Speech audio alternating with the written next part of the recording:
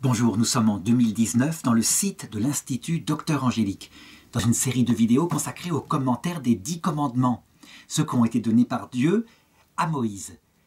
Et je voudrais maintenant avoir un regard un petit peu général, après avoir commenté les commandements un par un, sur ce qu'il s'est passé, ce qu'il y a de nouveau avec la venue de Dieu sur terre par l'incarnation, chose qui évidemment bouleverse tout, qui fait toute chose nouvelle.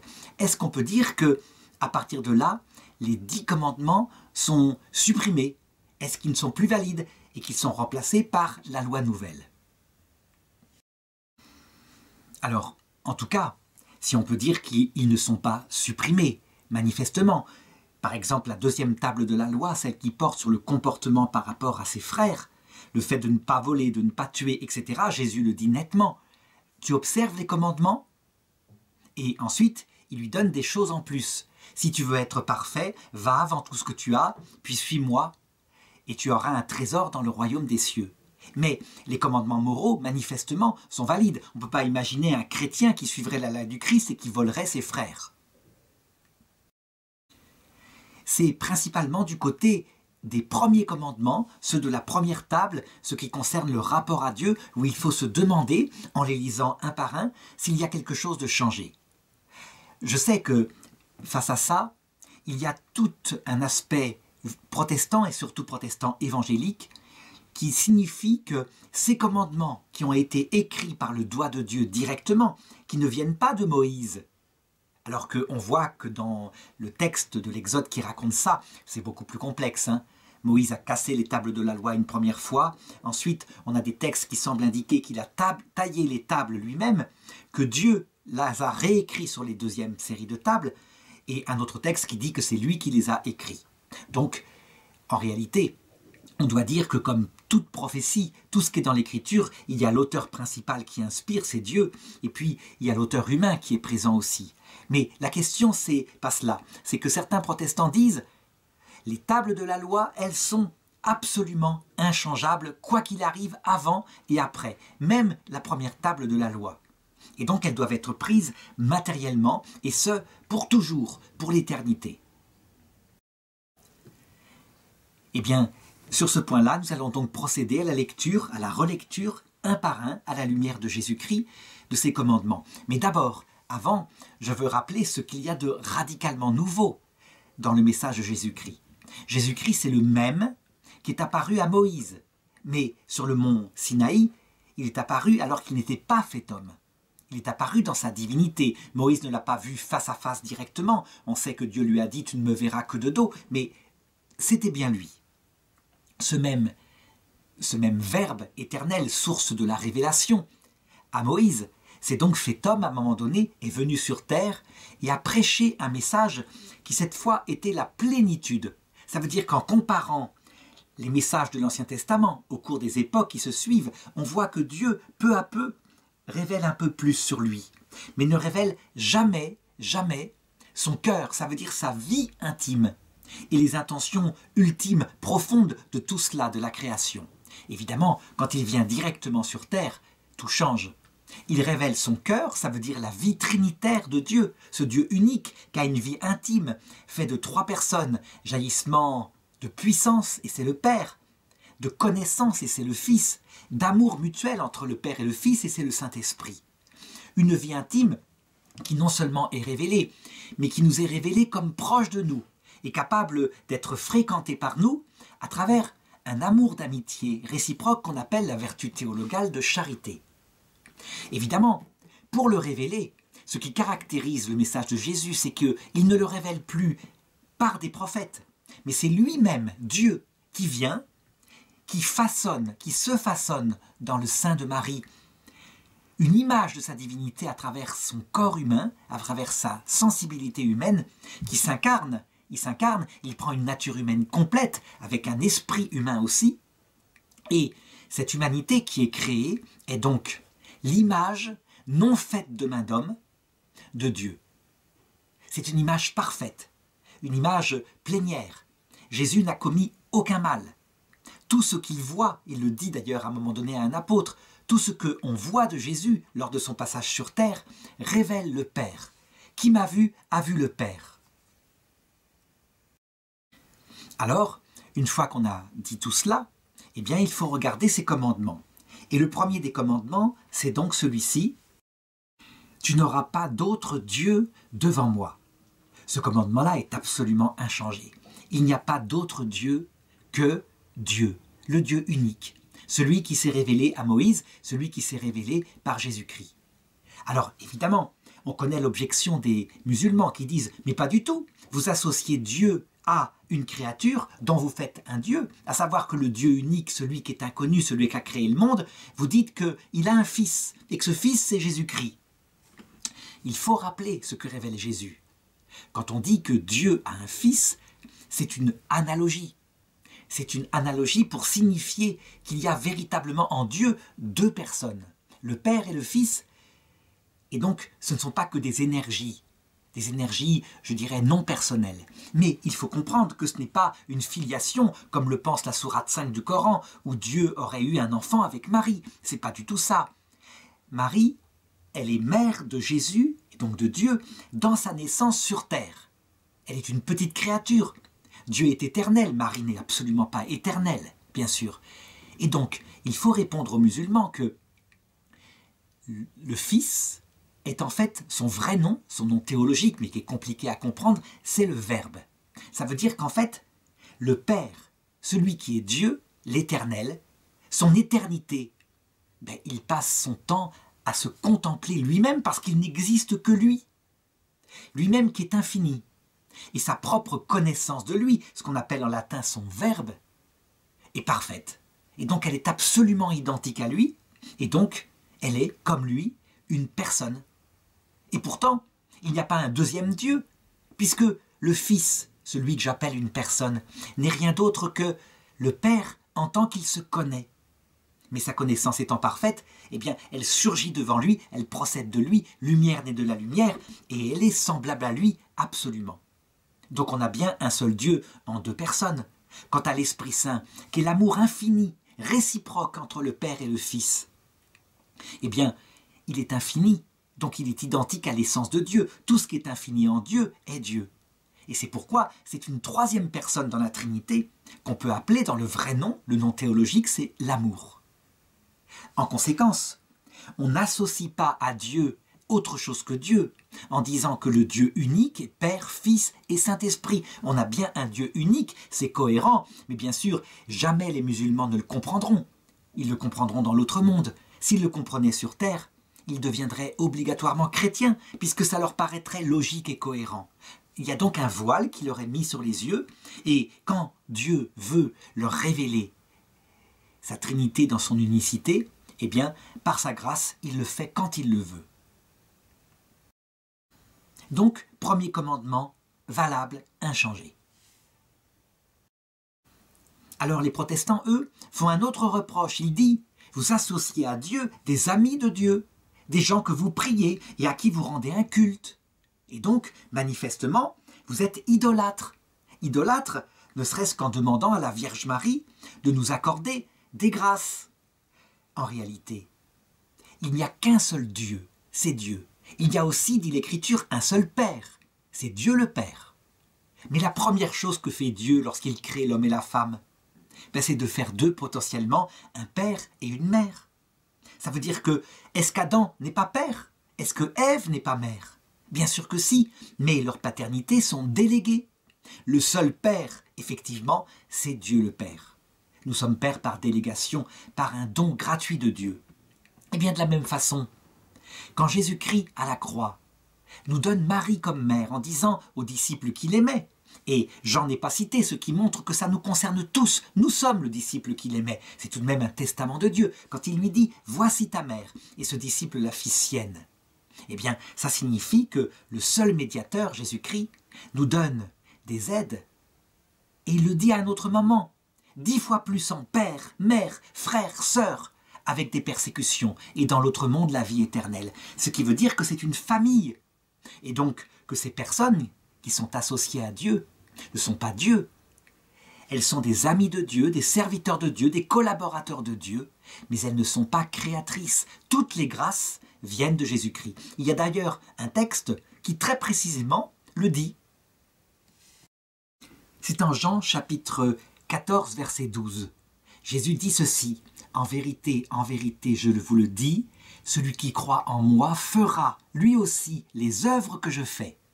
Il en fera même de plus grandes, parce que je vais vers le Père. » Parce que je vais vers le Père est la clé de compréhension. Ça veut dire que parce que le Fils remet tout au Père, il dit du Père, il est plus grand que moi, alors que ce n'est pas vrai. Ils sont absolument identiques en nature. Le Christ, dans sa divinité, n'est que la contemplation parfaite du Père. Mais il le dit quand même, ce qui montre une parfaite humilité. Eh bien, cette humilité de Dieu, en Dieu, elle s'applique aussi à nous.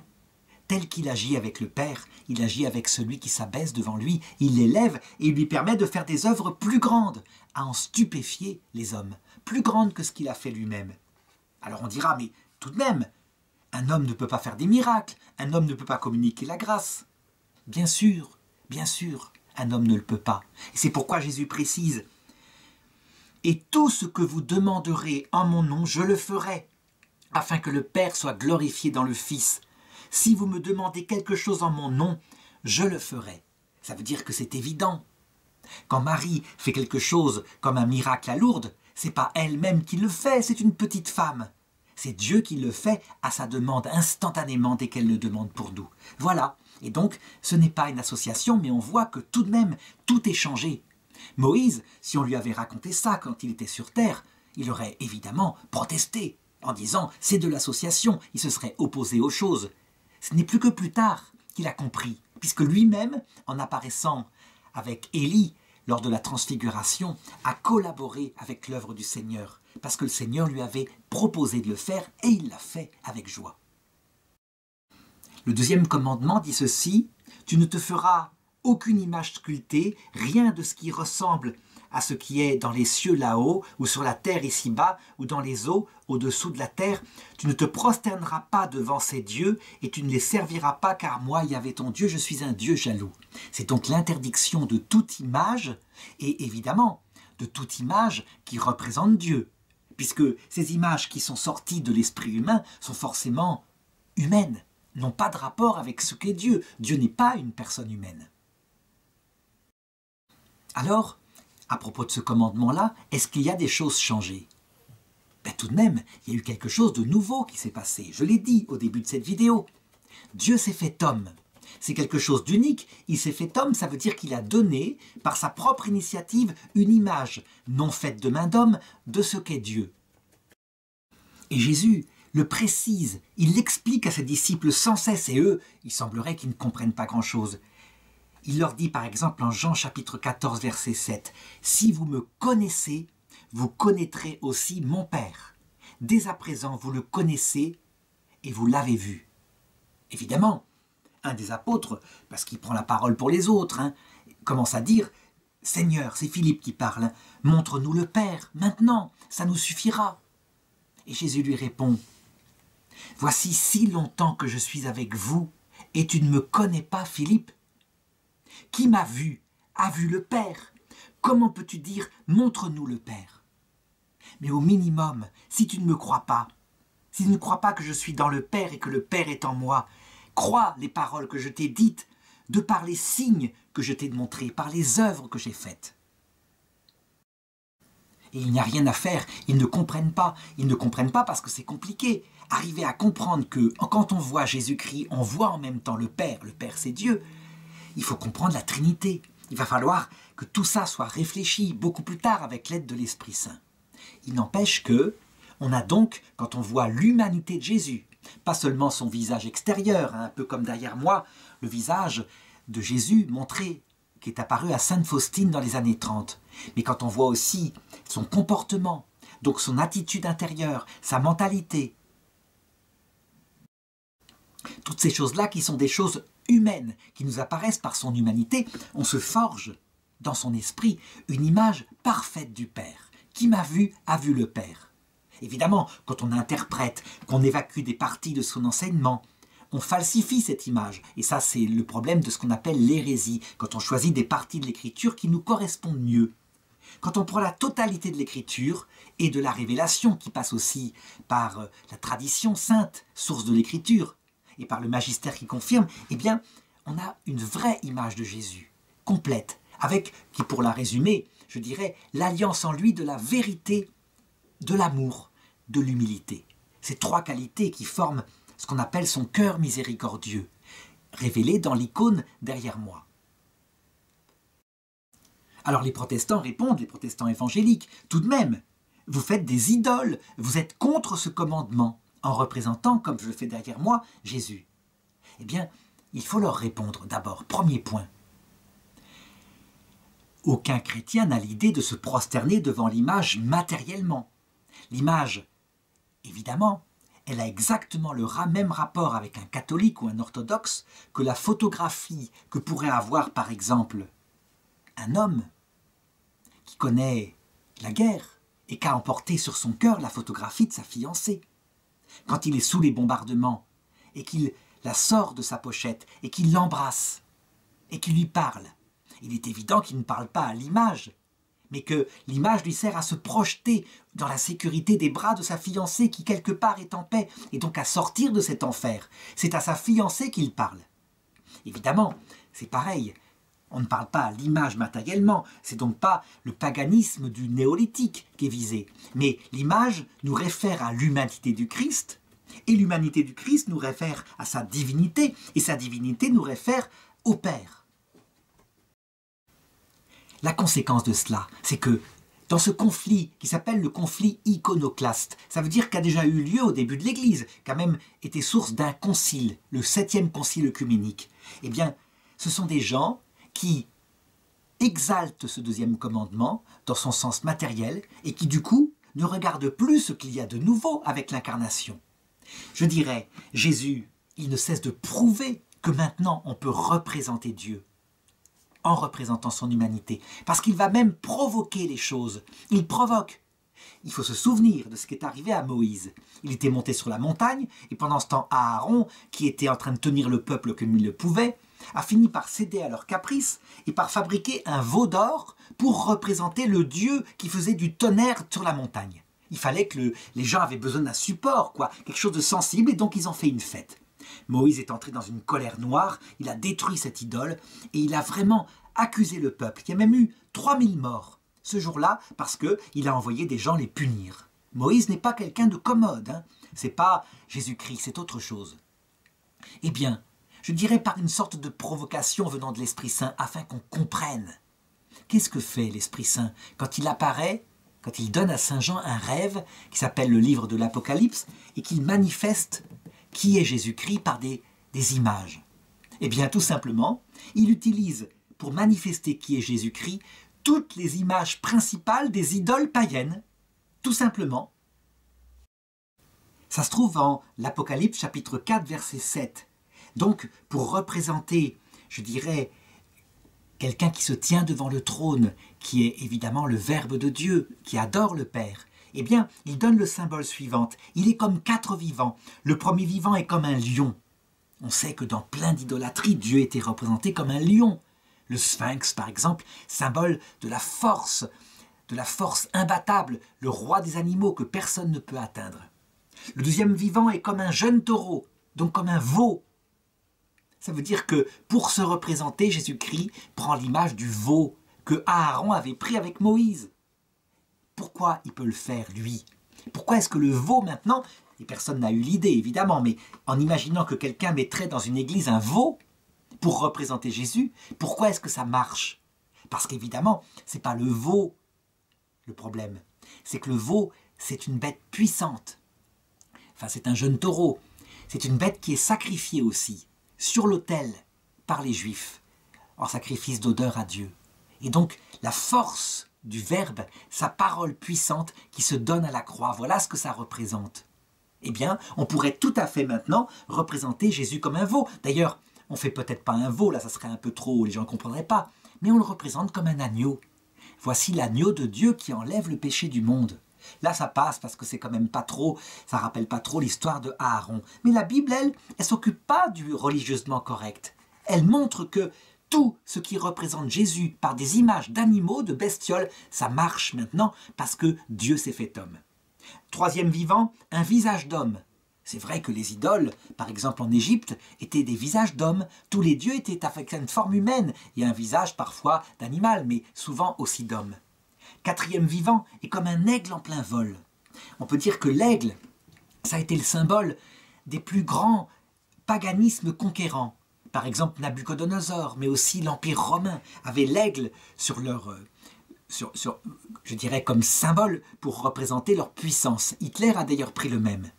Eh bien, on peut dire que l'aigle en question ici, il symbolise l'oiseau puissant qui voit loin, qui contemple les choses que personne ne peut voir. Un aigle, à 3 km, il repérera une souris et il pourra aller l'attraper. Eh bien, Jésus-Christ se représente comme l'aigle. Encore un symbole d'animal. Ça montre bien que, manifestement, ce deuxième commandement de Moïse est remplacé, transfiguré par Jésus, parce que Dieu s'est fait homme. Alors le texte continue et il dit « Tu ne te prosterneras pas devant ces dieux et tu ne les serviras pas car moi, Yahvé ton Dieu, je suis un Dieu jaloux. » Les protestants disent « Mais regardez les catholiques, ils se prosternent devant les images de Jésus et en plus devant les images des saints, des anges. Ils représentent tout. C'est de l'idolâtrie. » Alors, il y a deux questions là-dedans. D'abord, est-ce que, si on peut représenter Jésus, admettons-le, est-ce qu'on peut représenter les saints, les anges? Là, pour le coup, ils ne sont pas dieux, ce sont des simples créatures. En fait, pour expliquer qu'on peut maintenant les représenter, c'est très simple. Il faut se reporter à ce que Dieu avait fait au début de la Genèse. Au début de la Genèse, il y avait des images de Dieu qui étaient données. Hommes et femmes, il les fit. À son image, il les fit. Ça veut dire que l'image de Dieu parfaite, c'est Adam et Ève dans leur pureté originelle. Pourquoi? Parce que Adam est le symbole, je dirais, de ce qui est masculin en Dieu, symboliquement, ça veut dire l'intelligence, la force physique, et Ève est le symbole de ce qui est plutôt féminin en Dieu, comme l'Esprit Saint, à savoir la douceur, l'humilité, la féminité. On voit bien qu'il y a là quelque chose de parfait. Cette image a été ensuite brisée par le péché d'Adam et Ève. Mais on voit bien, hommes et femmes sont images de Dieu.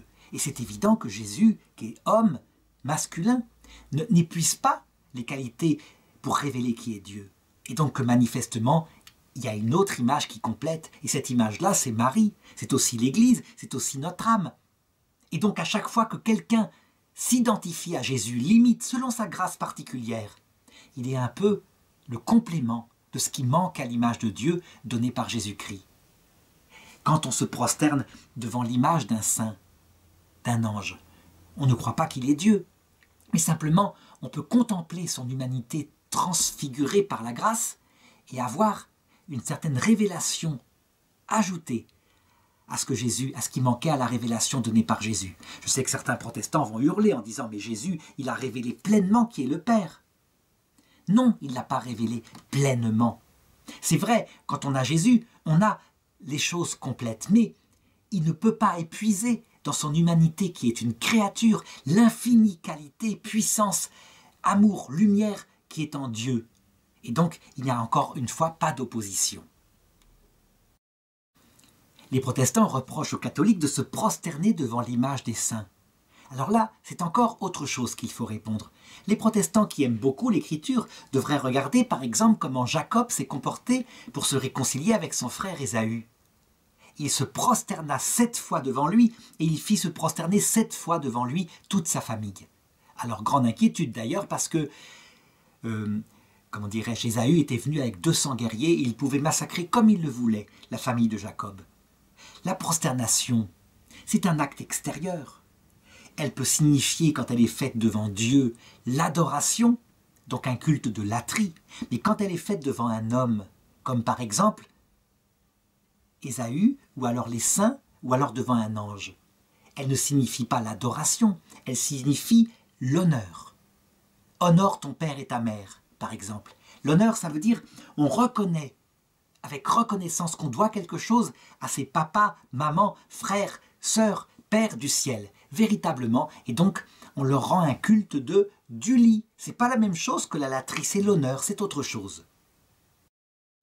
Donc, voilà comment on peut dire que le deuxième commandement est modifié profondément par l'incarnation du Verbe.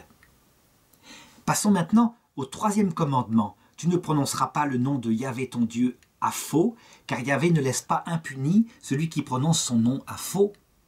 Il n'y a là rien d'inchangé. Le respect pour le nom de Dieu est le fondement qui permet ce qui par contre est nouveau.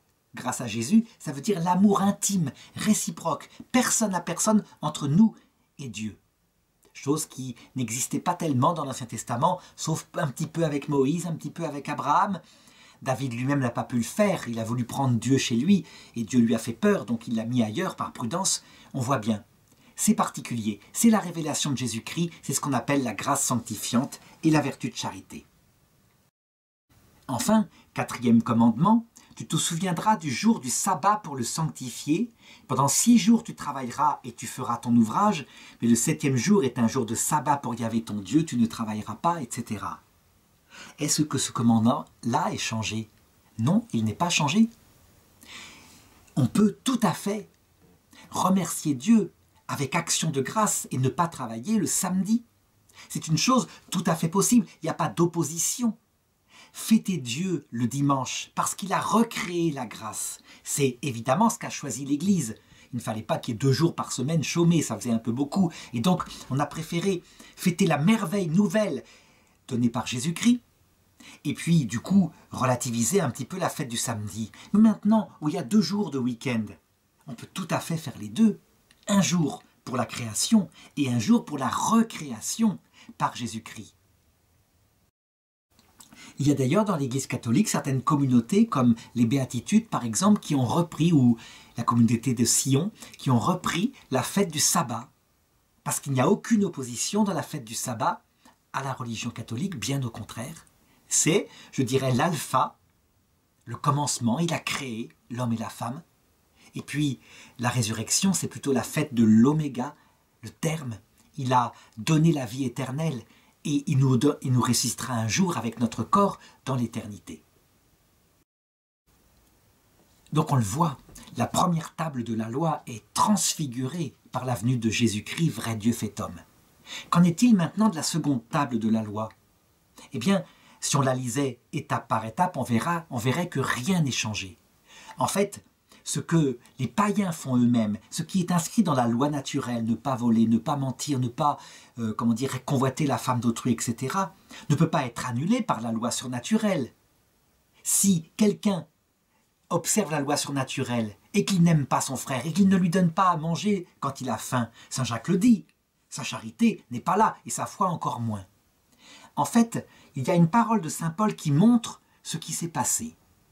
C'est en Romains chapitre 13, verset 9, il dit « En effet, le précepte des 10 commandements, tu ne commettras pas l'adultère, tu ne tueras pas, tu ne voleras pas, tu ne convoiteras pas, et tous les autres se résument en cette formule « Tu aimeras ton prochain comme toi-même ».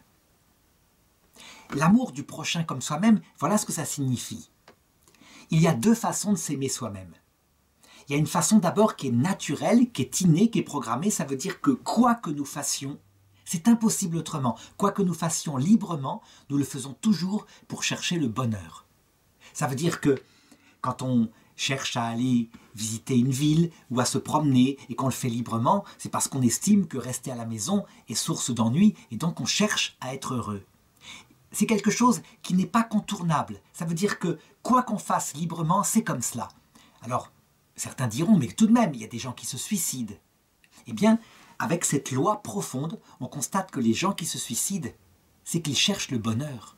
Mais la vie est devenue tellement malheureuse sur Terre qu'ils pensent qu'en dormant, en éteignant toutes les lumières, ils souffriront moins. Donc ça ne contrarie pas du tout cette loi naturelle innée qui est dans le cœur de l'homme. Alors il existe une deuxième façon de s'aimer soi-même, c'est quand par un acte libre, on sort de ce qui est programmé en nous, mais on choisit. Et évidemment, la façon la plus commune, la plus connue en tout cas de s'aimer soi-même, c'est quand on choisit de se faire du bien et que les autres ne sont que des instruments, le seul but étant soi-même. Ça s'appelle un amour égoïste. Et ça, c'est un acte libre, c'est un péché, c'est quelque chose qui ne va pas. C'est évidemment pas cet égoïsme-là qui est visé dans le commandement. Par contre, quand on arrive à aimer l'autre exactement avec la même intensité que cet amour naturel qu'on a pour soi. Ça veut dire on cherche son bonheur, et son bonheur le plus grand. C'est-à-dire pas seulement son bonheur physique, mais d'abord son bonheur physique quand il a faim, et puis son bonheur psychologique, l'entourer, je dirais, de tendresse quand il est mal dans sa peau, etc. Et puis son bonheur moral, à savoir lui indiquer où est le bien et le mal quand c'est un enfant qui a besoin de repères. Et puis son bonheur mystique, lui indiquer qu'il y a une vie après la mort. Quand on aime son prochain comme cela, eh bien, on l'aime exactement de la même façon qu'on s'aimerait naturellement si on savait toutes les dimensions de notre être. Voilà ce qui est commandé par ce commandement. Est-ce que ça s'arrête là? Parce que cet amour naturel, on voit bien, il est en nous. Non, je pense qu'il y a quelque chose d'autre qui a transfiguré cette loi et que je verrai dans la prochaine vidéo. Jésus donne un commandement nouveau, quelque chose d'unique, qui va beaucoup plus loin que cet amour qu'on peut avoir naturellement pour soi. Il dit à un moment donné, « Aimez-vous les uns les autres comme je vous ai aimé. » Et l'amour de Jésus pour nous, c'est plus que la manière de s'aimer soi-même. Il est allé jusqu'à mourir. Et mourir sur une croix pour nous sauver. C'est quelque chose d'unique, quelque chose de particulier au christianisme, mais je m'arrête là, puisque dans la prochaine vidéo, je verrai comment la loi de Jésus a transfiguré tout cela.